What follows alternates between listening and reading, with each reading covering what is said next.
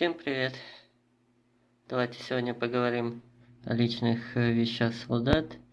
Речь пойдет как раз о таких вещах, как портсигар, немного истории о портсигарах. Первое упоминание о портсигарах относится к 17 веку. В то время портсигары использовались состоятельными людьми не только по прямому назначению, но и с целью демонстрации покупательской способности владельца.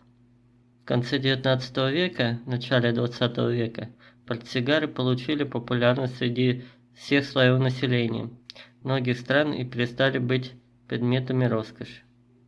Для изготовления портсигаров использовали серебро, золото, сталь, древесину, пластмасс.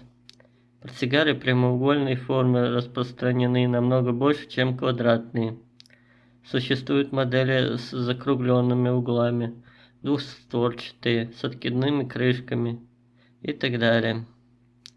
В СССР начали производить с агитационной революционной символикой. Портсигары в свое время были популярны среди солдат Первой и Второй мировой войны. Портсигары по-прежнему использовали в качестве наград. В 1927 году портсигар стал одной из официальных наград СССР.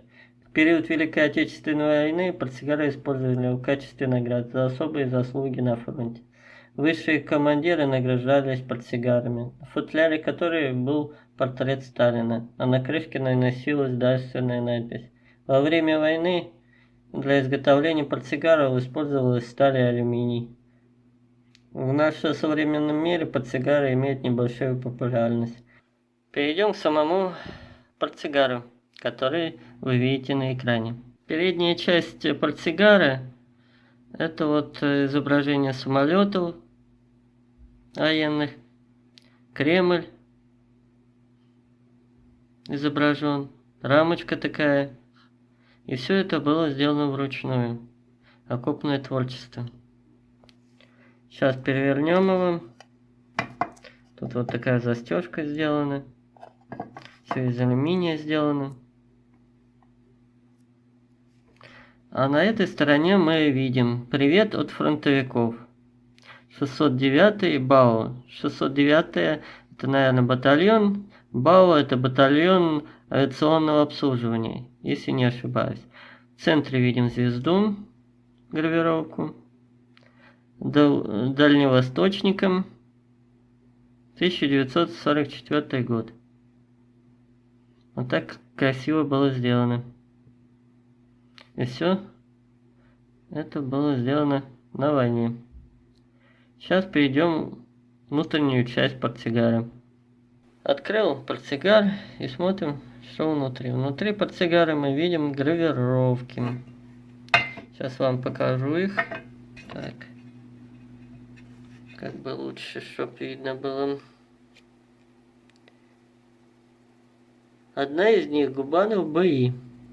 12 октября 1944 год.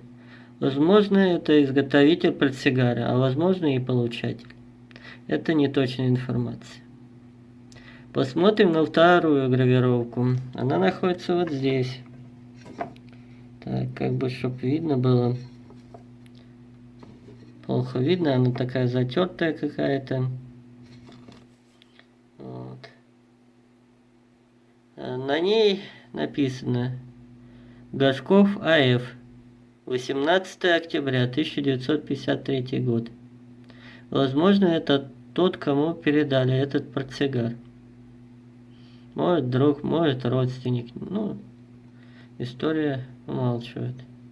Вот такой портсигар достался. Повидал он много. Большая история у этого портсигара.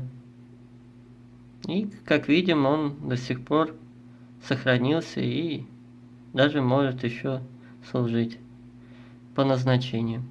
Но, правда, я не курю и вам не советую. Вот. Всем пока. До встречи в следующем видео. Не забываем подписываться и ставить лайки.